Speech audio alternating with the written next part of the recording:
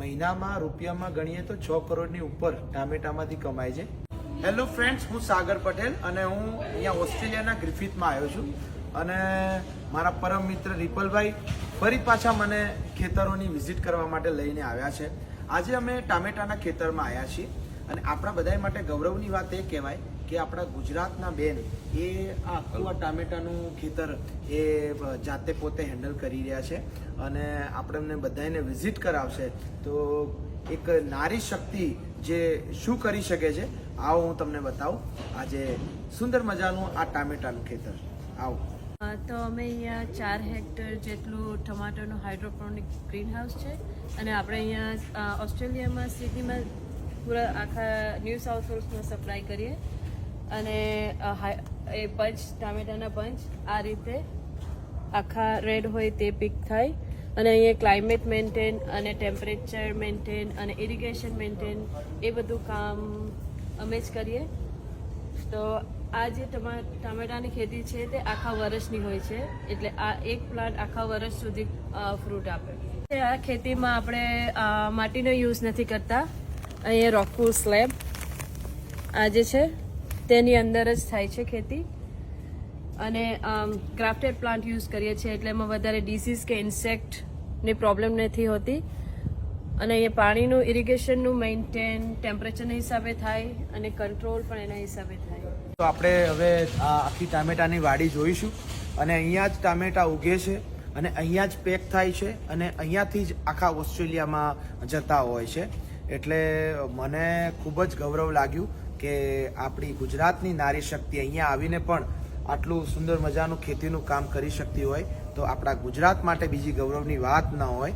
તો મને ખૂબ જ આનંદ થયો બેનને મળીને અને અહીંયા ટામેટાનું ફાર્મ જોઈને. આવો તમને આખા ટામેટાના ફાર્મની વિઝિટ કરાવીએ.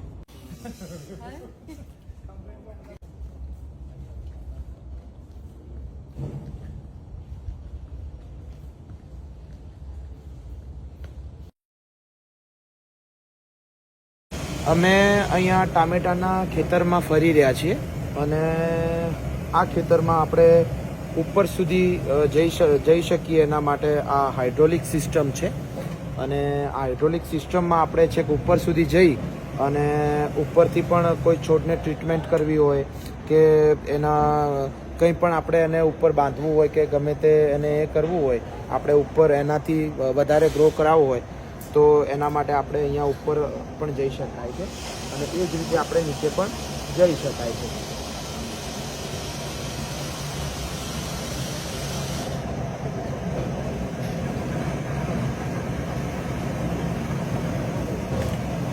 એ રીતે ડિસાઈડ કરે અને દર વીકે પ્લાન્ટ તમારો વધે તો તમારે આ રીતે ઉતારવાનું થાય, ખેંચવાનું થાય.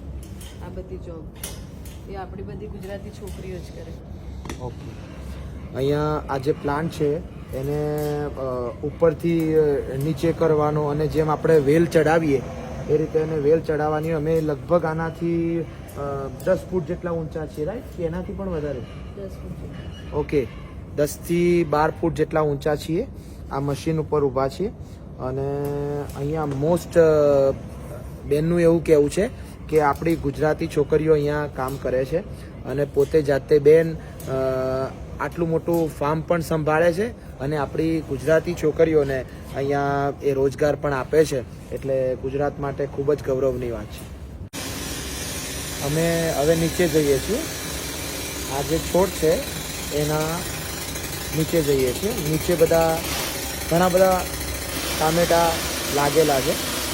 આપણે જોઈએ ઉપર આ રીતે હજુ નાના નાના છે પણ જેમ નીચે જઈશું એમ તમને પાકેલા ટામેટા જોવા મળશે.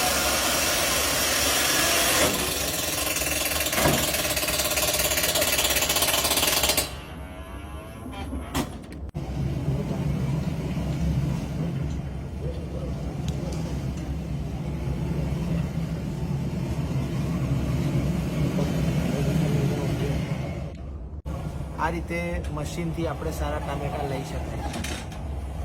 જેટલા પણ પાકેલા ટામેટા હોય એ આપણે આ રીતે લેતા હોય છે. આ બધા સારા ટામેટા છે. બીજા જે આ છે એ બધા હવે થોડાક દિવસમાં પાકી જશે.